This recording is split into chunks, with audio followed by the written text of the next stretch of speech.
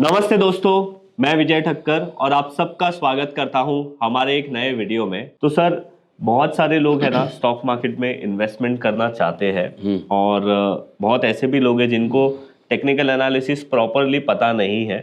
सिर्फ ये पता है कि हाँ ये कैंडलस्टिक होता है, ये लाइन होता है, ये सपोर्ट होता है, रेजिस्टेंस होता है और फंडामेंटल एनालिसिस भी बहुत लोगों को नहीं समझ में आता है।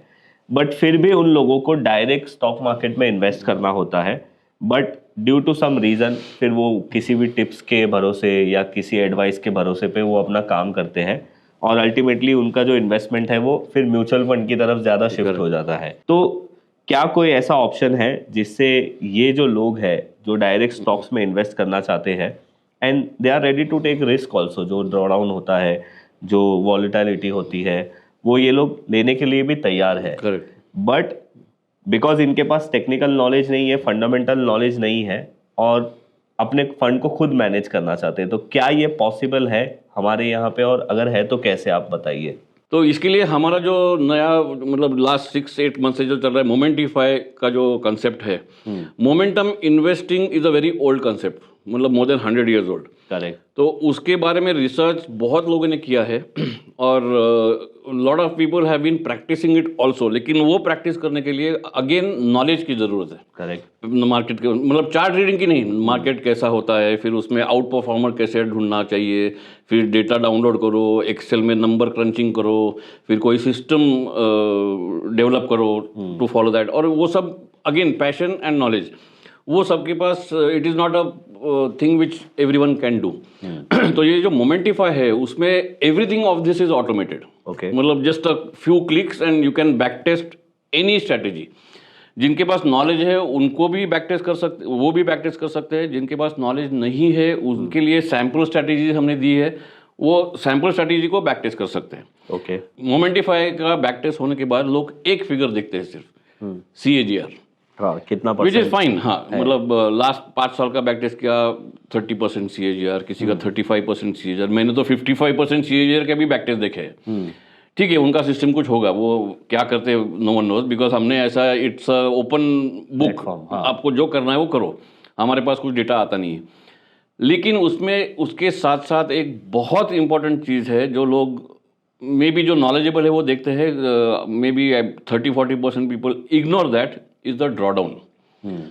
ड्रॉडाउन क्या होता है, मतलब जैसे आपने 1 लाख रुपए से एक्चुअल शुरू किया या इवन बैकटेस्ट में, फॉर एग्जांपल 2008 के जनवरी में आपने अगर बैकटेस्ट शुरू की या एक्चुअल इन्वेस्टमेंट शुरू किया, जिनको हिस्ट्री का पता है उनको मालूम है कि January was the top of that bull run, January 2008। उसके बाद तो 2 साल कुछ मार्केट में हुआ ही नहीं, कुछ हुआ ही नहीं, मतलब नीचे ही गया।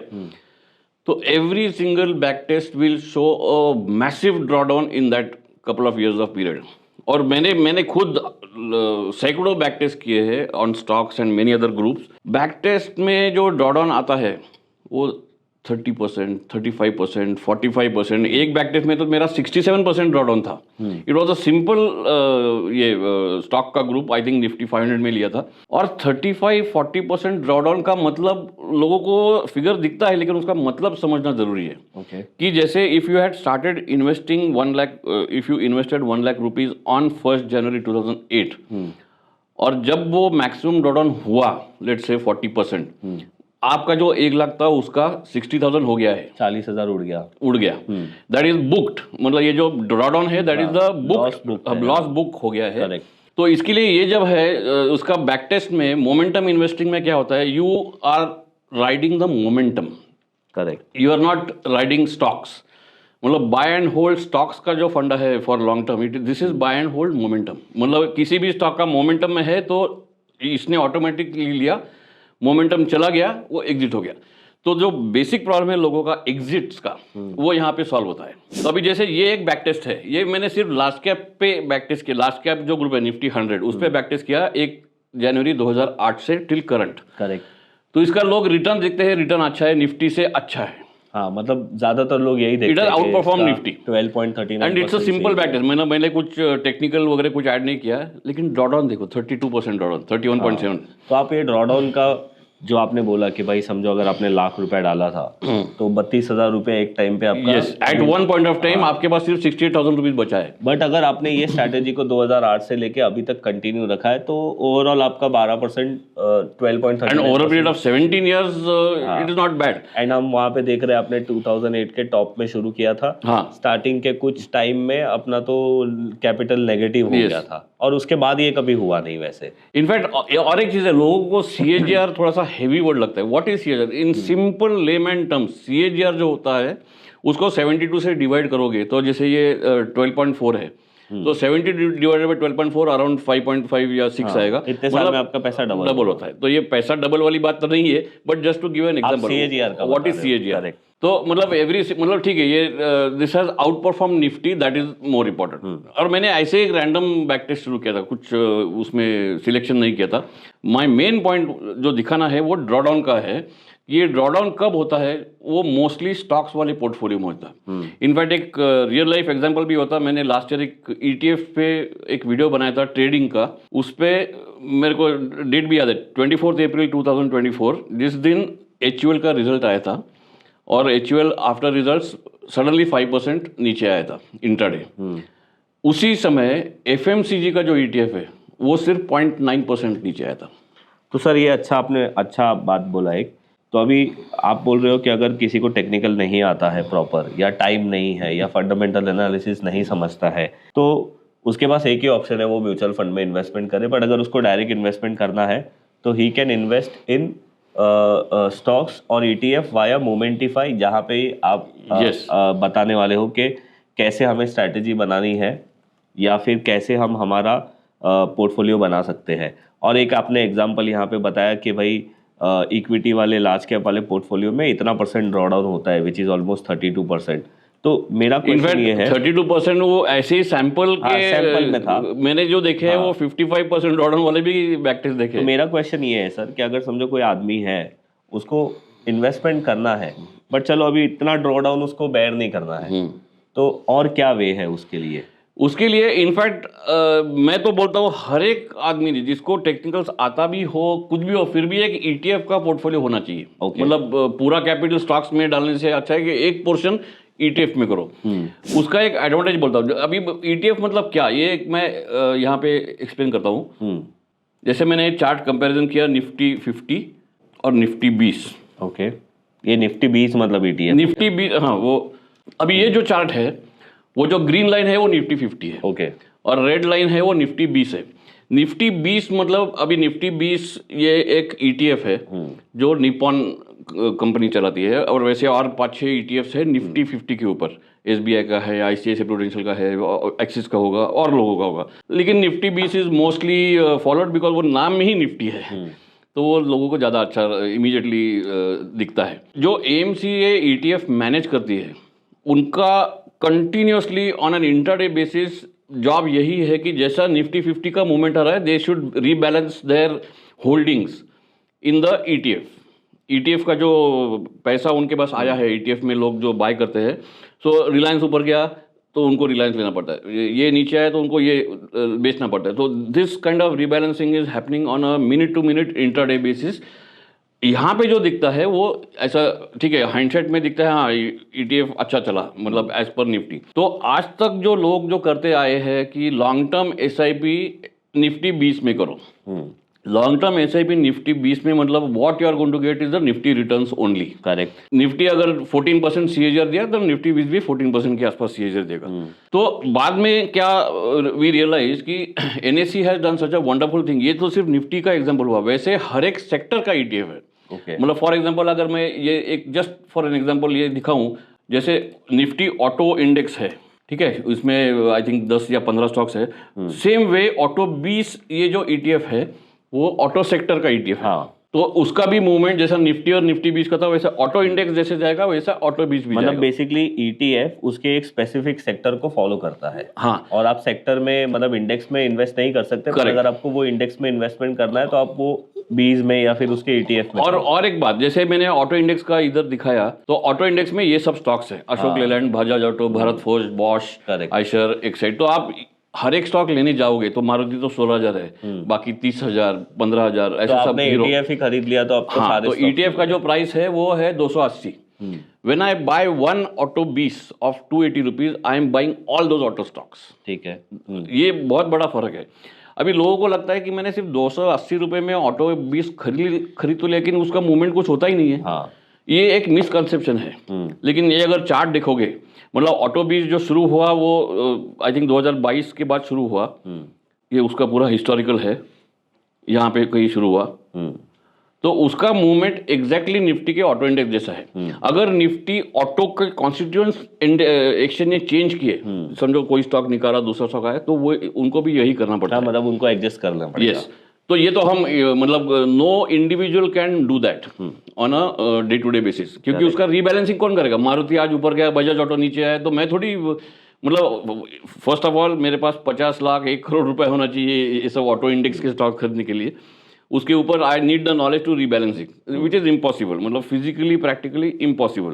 तो ETF का जो रूट है, that is best to participate in the movement of that sector. Okay, तो आप ये बोल रहे हो कि मोमेंटिफाई में आके हम एक ETF का पोर्टफोलियो बना सकते हैं जिसमें हम एक डिसेंट रिटर्न जनरेट कर सकते हैं with less draw down. Yes, in fact अगर मैं ये दिखाऊं तो ये जो मोमेंटिफाई का जो हमारा ये है, तो डैशबोर्ड में, sorry, when you go to sample strategies, यहाँ पे एक MIP ये MIP12 ETF स्ट्रेटेजी है।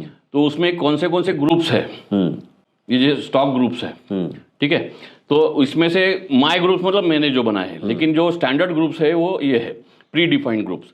ऑल ETF जो है उसमें जो भी ETF ट्रेडर होता है NSE पे, उसमें फिर मतलब इंटरनेशनल ETF भी है, माफांग है, नास्डैक का जो है, फिर हैंगसेंग का हैंगसेंग 20 है, वैसे 5-6। अच्छा, मतलब ये मुझे ETF का पोर्टफोलियो बनाने के लिए एक ग्रुप सिलेक्ट करना पड़ेगा। हाँ। जिसमें से कुछ ETF हर बार आते रहेंगे मेरे पोर्टफोलियो में, तो आप ये ग्रुप तो इसमें my suggestion is don't go for any ETF group which has international ETF क्योंकि उसमें एक लिमिटेशन ऐसा है कि RBI का एक रेगुलेशन है जिसमें इंटरनेशनल जो ETF मैनेज करते हैं AMCs, उनको कुछ $7 बिलियन का एक कैप दिया है, उसके ऊपर they can not take money, ऐसा कुछ तो भी है। Because of which you will realise many times, in fact specially ये जो US मार्केट में लास्ट 6 मंथ का जो बुलडन हुआ, उसमें ऐसा बहुत बार हुआ कि जो नास्डैक का जो ETF है वहाँ पे तो वो नीचे ऊपर जा रहा था लेकिन यहाँ पे वो अपर सर्किट पे रहता था, क्योंकि उसका एक INAV करके रहता है। जो NSE के पेज पे, उस ETF के NSE के पेज पे जाओगे तो INAV दिखता है, इंट्राडे NAV। तो वो 7 बिलियन का जो कैप है, उसके वजह से वो उस ETF में मूवमेंट ही नहीं होती थी। ओके, तो आप सजेस्ट कौन सा करते हो? तो इसलिए फिर there are 2 groups, 2 ways of possible. One is ये जो all one ETF domestic group है, इसमें हमने जो भी 250-260 ETFs है, उसमें से कुछ आई थिंक 54 ETFs अलग किए हैं। ओके, अभी ये क्या है, ABSL, अल्फा, AO, ये इनफैक्ट आधे ETF तो लोगों को मालूम भी नहीं होंगे कि है। हाँ। बैंक 20, ऑटो 20, BFSI, कमोडिटी का एक ETF है, कंज्यूमर इंडेक्स जो है उसमें, हाँ, मतलब ये CPSE, डिविडेंड अपॉर्चुनिटी, ये सब ETF है। इवन वहाँ पे गोल्ड बेस भी दिख रहा है। हाँ, वो उसी के ऊपर में आ रहा था। हाँ। उसमें सेक्टर भी आ गया, जो ऑटो अलग अलग सेक्टर बोले, फिर उसमें सेगमेंट भी आ गया, मिड कैप के भी ETF है वैसा। उसमें जो फिक्स्ड इनकम वाले, मतलब बॉन्ड के जो ETF है, या लिक्विड 20 लिक्विड केस जो होते हैं, वो भी है। उसका भी इंपॉर्टेंस मैं बाद में समझाऊंगा।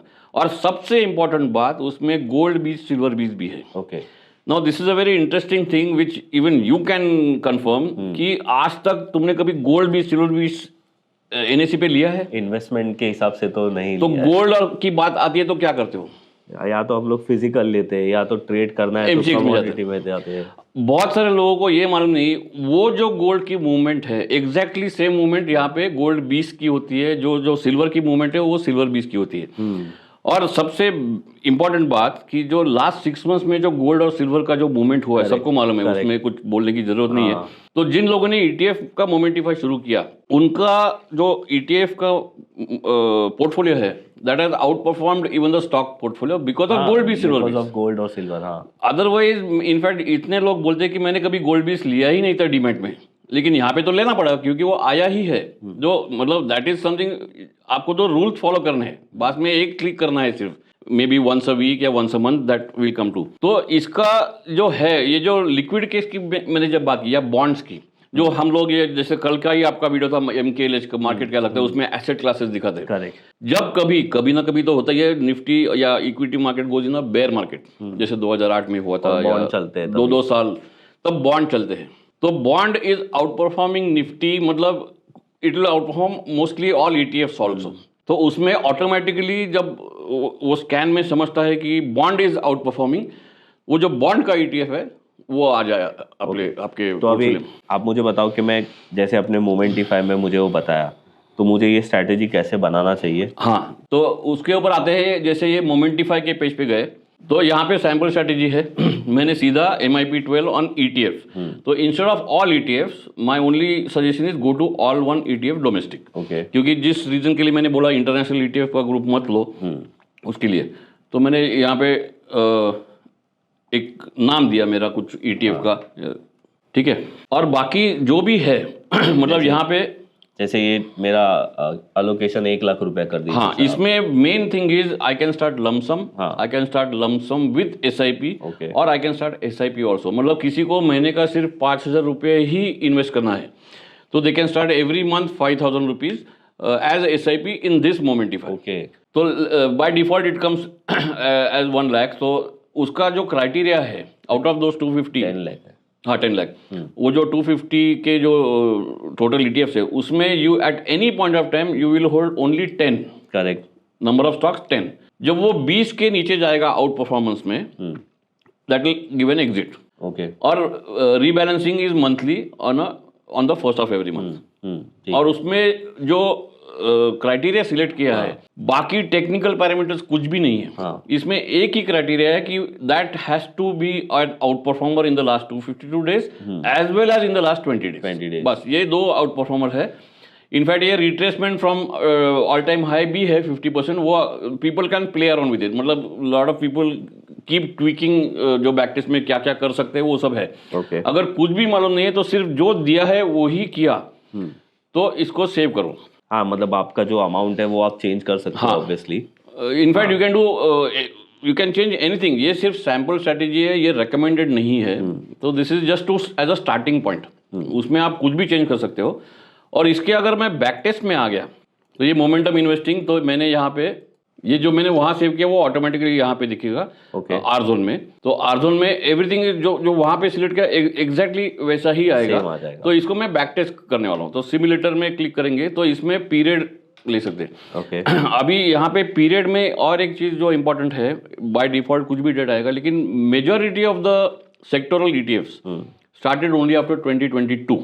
2022 या जनवरी टू जून से, मतलब आई थिंक ऑटो 20 या जो बहुत सारे हैं जो 2022 के पहले थे ही नहीं। तो there is no point in doing this back test on a period before that. Correct. तो let's say I start on June 2022। Okay. और इसमें पैरामीटर्स अभी मैं कुछ भी चेंज नहीं कर रहा हूँ। तो ये ऑटोमेटिकली 1 जून 2022 के जो आउट परफॉर्मेंस है 10 राइट, उसने विद इन फ्यू सेकेंड उसने निकाले। करेक्ट। तो इसको मैं अगर नेक्स्ट बोलूं तो नेक्स्ट जो मंथली रीबैलेंस है वहां तक जाएगा वो। करेक्ट। तो अभी तक रीबैलेंस नहीं हुआ है क्योंकि वो 20 के नीचे कोई गया नहीं। करेक्ट। और इसको मैं ऑटो सिमुलेट करूं तो सीधा एवरी मंथ का रीबैलेंसिंग करके आज तक वो लेके आएगा। ओके। मतलब ये जो हमने स्ट्रैटेजी वहाँ पे रखी है ना, एग्जाम्पल के इसमें और क्या बोलते हैं इसे, ऑलरेडी जो बनी हुई स्ट्रैटेजी है उसका ये बैक टेस्ट रिजल्ट है। अब ज्यादातर लोग सर 24% 60% CAGR। एग्जैक्टली। तो ये है 2022 जून से, मतलब 3.5 साल हो गए। हाँ। 3.5 साल में निफ्टी ने CAGR दिया 13.73। This is the actual number. इस पोर्टफोलियो ने CAGR दिया 24.6, which is not good compare to जो लोगों का 35% 40%, लेकिन वो कुछ काम का नहीं होता है। यहाँ पे ड्रॉडाउन वो सिर्फ 4.5% है। मतलब आपका अगर 1 लाख रुपए था वो 96,000 के नीचे कभी गया ही नहीं, 95,000 के नीचे। तो दिस इज एक्सट्रीमली इंपॉर्टेंट। तो यही चीज़ सर पहले बता रहे थे कि इक्विटी में अगर आप डायरेक्ट इन्वेस्टमेंट करते हो या फिर आप ऐसे ही मोमेंटिफाई में कोई भी मेथड आपकी बना के बैक टेस्ट करोगे तो ऑब्वियसली हमें रिटर्न कितना मिलेगा वो नंबर पे तो ध्यान देना ही चाहिए, बट ड्रॉडाउन पे भी ध्यान देना चाहिए। और अगर आपको ड्रॉडाउन से थोड़ा दूर रहना है या ड्रॉडाउन में थोड़ा आपको कम रखना है तो आप ETF का पोर्टफोलियो बना के ऑटोमेटेड मोमेंटिफाई में रन कर सकते हो। यही थी राइट सर जी। और एक चीज़ है जो मैंने बहुत मतलब of course we don't recommend to people whom we don't even know, मतलब क्योंकि अपना वीडियो इतने लोग देखते हैं कि पता नहीं चलता किसका रिस्क एपेटाइट कैसा है। लेकिन जिसके साथ मेरा मे बी पुरानी दोस्ती है या उनको जो मैं दिखाता हूँ, तो मैंने एक अलग ग्रुप बनाया ETF का जो 250 नहीं, ये सिर्फ 16 या 18 इसमें सिर्फ सेक्टर के ETFs है। और जैसे auto B, CPSE, FMCG, gold, healthy एक हेल्थ सेक्टर है, infra, liquid case to protect against a bear market, LT gilt है एक बॉन्ड का ETF है again to protect against a bear market, metal, defence एक डिफेंस सेक्टर का ETF है, realty, ऐसे 16-17 है। तो इस ग्रुप पे अगर ये यही स्कैनर चलाएंगे तो इसमें क्या क्या है वो दिखाता हूँ मैं। तो इसमें सिर्फ 90 डेज का आउट परफॉर्मेंस है, बाकी 252 नहीं है। और इसमें जो सिमुलेटर करोगे तो वीकली रीबैलेंस है। मतलब लोगों को लगता है कि वीकली, अरे क्या वीकली में ऐसा थोड़ी, ऐसा नहीं कि हर वीक में ट्रेड होता होगा। बस आपने रीबैलेंस वीकली में रखा है, बट अगर है तो ही होगा। एग्जैक्टली, कभी कभी 2-2 महीना कुछ चेंज होता नहीं है। और ये अगर मैं फिर से 1 जून के बाद जाऊं और बाकी सब सेम है, वीकली जो पहले मंथली था वो उसको वीकली किया। करेक्ट। और ये री इन्वेस्टमेंट है। री इन्वेस्टमेंट मतलब इट इज बेसिकली कंपाउंडिंग। आप पैसा निकल नहीं रहे हो, जो भी प्रॉफिट है वो फिर से मार्केट में जा रहा है। तो ये सीधा गया 1 जून 2022 और मैंने सीधा ऑटो सिमुलेट किया। और इसमें खाली 5 ही ETF है? इसमें 5 है क्योंकि वो ग्रुप ही छोटा है ना। करेक्ट। 17-18 का है। वो जो 250 प्लस वाली ETF का था उसमें कुछ 24-25% था, इसमें 29% है, थोड़ा ज़्यादा है। थोड़ा मतलब 5% is not a very small amount, वो 72 से डिवाइड करोगे लॉन्ग टर्म में ज़्यादा हो जाएगा। लॉन्ग टर्म में बहुत ज़्यादा है। उसका इक्विटी का भी ऐसा है। Again drawdown is only 5.75। Correct. और तो इसमें ETF भी कम है, 5 ही है। 5 ही है। तो इसका मतलब ये, इनफैक्ट आप अगर देखोगे तो इफ यू सी द, इसमें मैं एक प्रीवियस में जाता हूँ तो this is what it is holding right now. वो जो बैक टेस्ट है करंट, उसमें सिल्वर गोल्ड आया है, जो मैं जिंदगी में कभी ETF का सिल्वर गोल्ड डीमैट पे नहीं खरीदा था। वैसे मैं नोटिस कर रहा हूँ जिस दिन हम लोग ये वीडियो बना रहे हैं, ऑटो इंडेक्स स्ट्रांग है, मेटल स्ट्रांग है और गोल्ड सिल्वर स्ट्रांग है, तो वो चारों आ गए हैं और कोई 5वां स्ट्रांग नहीं है, तो वहाँ पे लिक्विड केस आ गया। तो इसमें आपका पैसा वहाँ पे सेफ है। क्योंकि वहाँ पे अगर जिनको मालूम नहीं है उनको पता मतलब बताना जरूरी है, liquid case 4 to 5% per annum से ही रिटर्न देता है।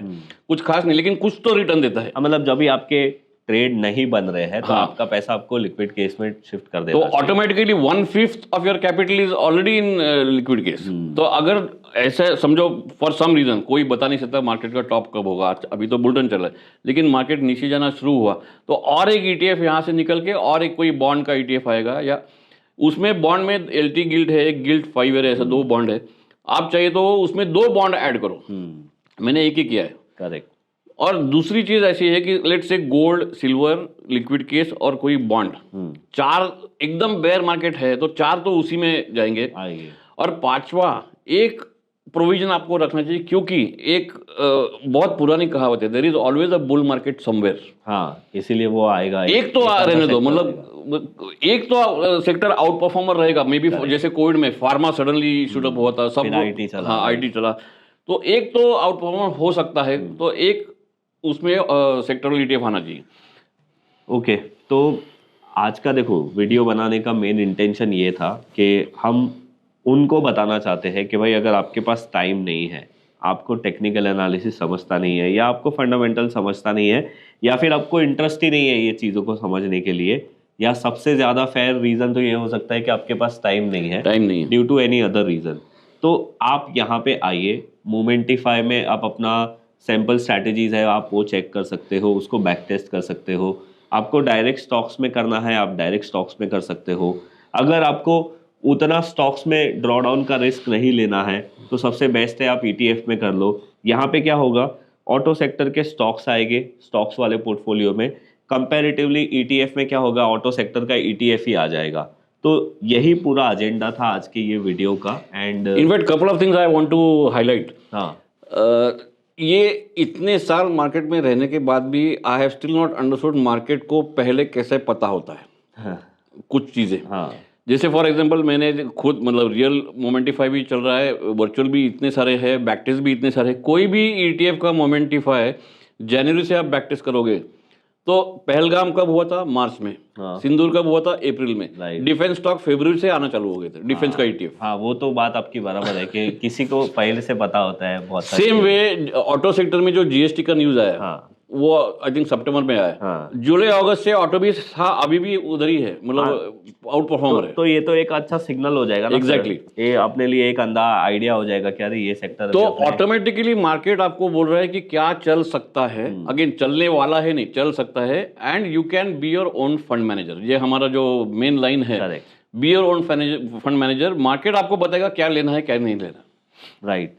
तो आई होप आप लोगों को ये कॉन्सेप्ट और ये आइडिया समझा होगा। अभी आपको मोमेंटिफाई के बारे में ज़्यादा जानना है तो मैं नीचे डिस्क्रिप्शन में लिंक डाल दूंगा, और मोमेंटिफाई वेबसाइट के अंदर ही आप जाओगे ना तो आपको वहाँ पे बहुत सारे वीडियोस मिलेंगे कि स्ट्रैटेजी कैसे बनानी है, कैसे बैक टेस्ट करना है। तो थैंक यू सर।